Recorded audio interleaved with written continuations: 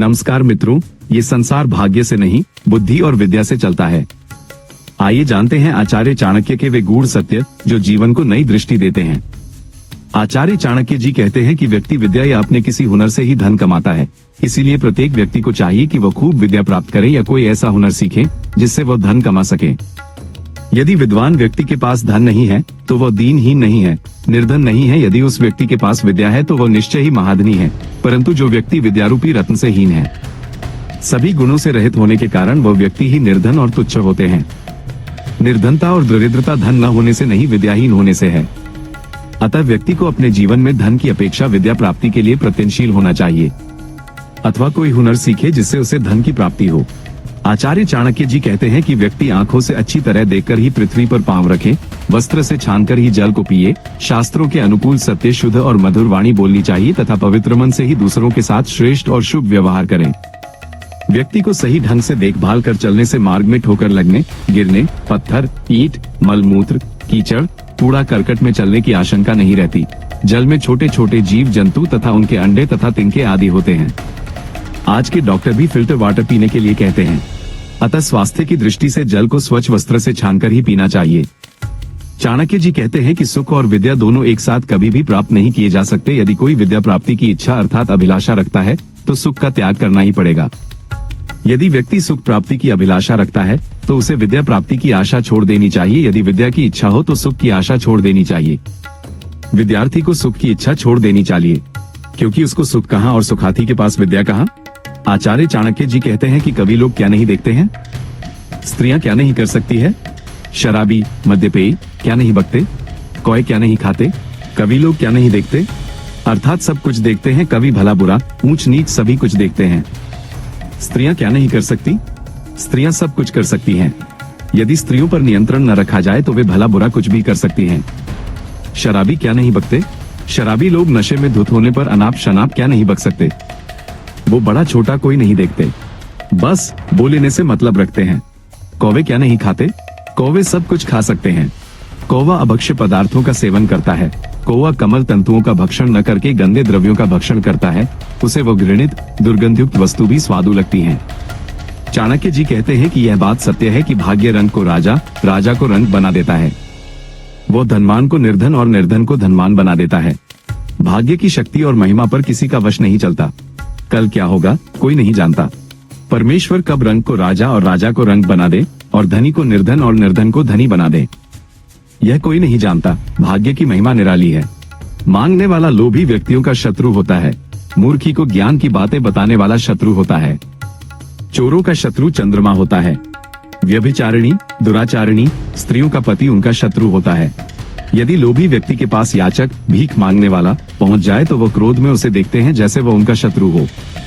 मूर्ख व्यक्ति के सामने ज्ञान की उसे समझाने की बातें करो तो वो समझाने वाले को अपना शत्रु मानकर वहां से भाग जाता है।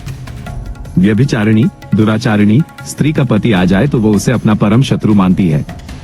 चोरों का चोरी करने का मौका अंधकार में होता है, किंतु चंद्रमा के निकलते ही चोर उसे अपना शत्रु मानकर घबराकर भाग जाते हैं। आचार्य चाणक्य जी कहते हैं कि जिन व्यक्तियों के पास न विद्या है, न तप है, न दानशीलता, जिसके पास शील, गुण, धर्म नहीं है, वह व्यक्ति इस पृथ्वी पर भार ही है। वह व्यक्ति के रूप में हिरण की भांति केवल घास चरने में ही लगा रहता है। विद्या से व्यक्ति को ज्ञान की प्राप्ति होती है और ज्ञान से गुणों की और सद्गुणों के साथ साथ मोक्ष की प्राप्ति होती है और सर्व कल्याण एवं प्रेम की भावना जागृत होती है। ऐसे व्यक्ति मानवता के कल्याण के कार्य करते हैं।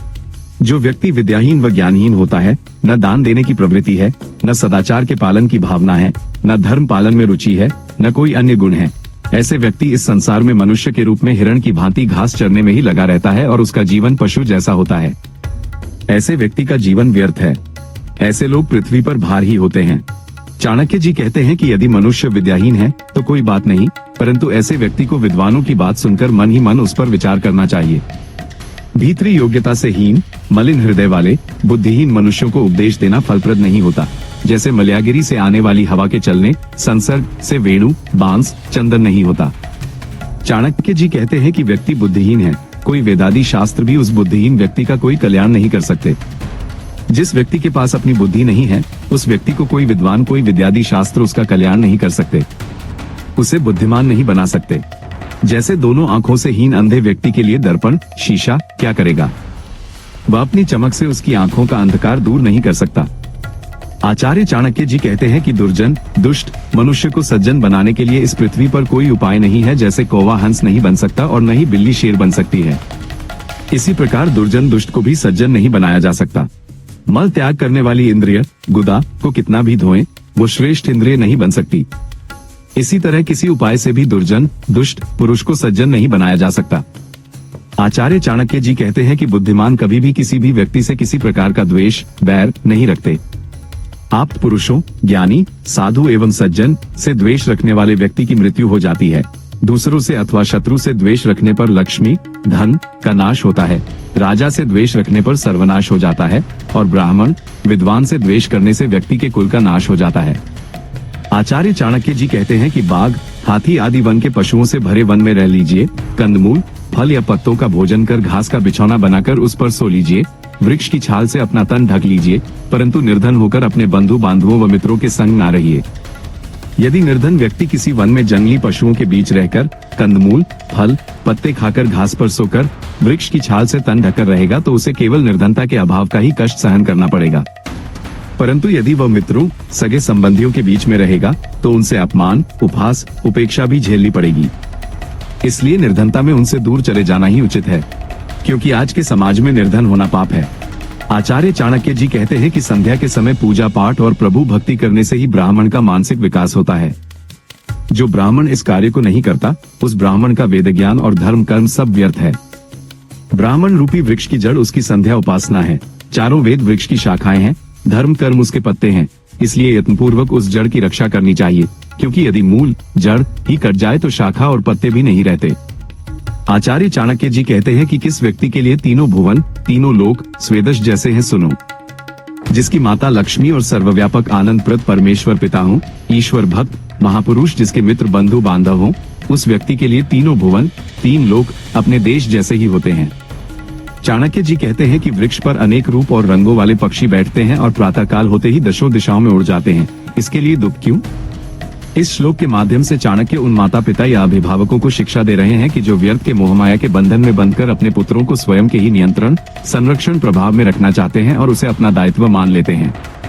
यदि उनके पुत्र स्वयं अपनी राह चुनने का प्रयास करते हैं तो परिवार वाले उसे अथवा शत्रु मानते हैं और दुख प्रकट करते हैं। आचार्य चाणक्य जी कहते हैं कि जैसे एक ही वृक्ष पर रहने वाले पक्षियों के घर को देखकर शिक्षा ग्रहण करनी चाहिए। परिवर्तन प्रकृति का नियम है, सदैव कोई साथ नहीं रहता। जो जन्म लेता है वो कुछ समय तक साथ रहने के बाद इस संसार से चला जाता है। फिर उसके लिए इतना दुख क्यों और किस लिए? आचार्य चाणक्य जी ने बुद्धि के महत्व को बताया है। जिसके पास बुद्धि है उसी के पास बल है, बुद्धिहीन के पास बल कहाँ? देखो, बल से मदोन्मत्त सिंह भी बुद्धिमान खरगोश के द्वारा मारा गया। बुद्धिमान ही बल का सही उपयोग कर सकता है, बुद्धिहीन का बल भी उसके काम नहीं आता। आचार्य चाणक्य जी ने ईश्वर की उपस्थिति को बताया है। जब परमपिता परमेश्वर इस संसार का पालन करता है तो मुझे अपने जीवन की क्या चिंता? यदि परमपिता परमेश्वर इस जगत का पालनहार नहीं होता तो शिशु के जन्म लेते ही बच्चे के जीवन के लिए उसकी माता के स्तनों में दूध देकर उस असमर्थ शिशु की जीवन रक्षा का उपाय नहीं करता। हे प्रजापति, हे यदुपति, हे लक्ष्मीपति, त्रिभुवन स्वामिन, मैं आपके चरण कमलों की सेवा में सदा अपना समय व्यतीत करता हूँ। आचार्य चाणक्य जी कहते हैं कि व्यक्ति को अधिक भाषाओं के ज्ञानार्थ प्रयत्न करना चाहिए। आचार्य चाणक्य जी कहते हैं कि मैं संस्कृत भाषा का विशिष्ट ज्ञान होने के बाद भी अन्य भाषाओं के ज्ञान के लिए लालायित रहता हूँ। जिस प्रकार देवताओं के पास अमृत की कमी नहीं है, फिर भी देवताओं की इच्छा स्वर्ग की अप्सराओं के अधरों का अमृत पीने की रहती है। आचार्य चाणक्य जी ने भोज्य पदार्थों की पौष्टिकता के गुणों को बताया है। अन्न से 10 गुना शक्ति पिष्टी में है, आटे से 10 गुना शक्ति दूध में, दूध से 10 गुना मांस में, मांस से 10 गुनी शक्ति घी में होती है। अनाज को पीसकर चूर्ण बना दिया जाए तो वो पाच्य हो जाता है और अनाज से अधिक शक्ति वाला हो जाता है। दूध अनाज या हरी सब्जी का सार होता है, इसी कारण वो उससे भी शक्तिशाली होता है। मांस में अनाज तथा वनस्पति की शक्ति के सार का जटिल संयोग होता है, इसीलिए ये दूध से भी अधिक शक्ति वाला होता है, परंतु इसमें हिंसा भी होती है। घी दूध का सार है, इसीलिए ये सर्वाधिक शक्तिवर्धक होता है। आचार्य चाणक्य जी ने बताया है कि व्यक्ति को अपनी इच्छानुसार ही भोज्य पदार्थ ग्रहण करने चाहिए। शाक खाने से रोग बढ़ते हैं, क्योंकि व्यक्ति शाक सब्जी के गुण अवगुण पर सही ध्यान नहीं देता, न उन्हें सही ढंग से धोकर पकाते हैं। इससे शाक में कीटाणु रह जाते हैं, या बासी शौक सब्जी खाते हैं, इससे रोग उत्पन्न होने की संभावना रहती है। शाक को ताजे पानी से धोकर ताजा बनाकर खाना ही लाभप्रद होता है। दुग्ध दूध के सेवन से शरीर की पुष्टि और वृद्धि होती है। घृत घी के सेवन से वीर्य बढ़ता है और मांस के सेवन से मांस बढ़ता है। अगर आपको यह वीडियो उपयोगी लगा हो तो इसे लाइक करें, अपने मित्रों के साथ शेयर करें और ऐसे ही ज्ञानवर्धक वीडियो के लिए चैनल को सब्सक्राइब करें। धन्यवाद।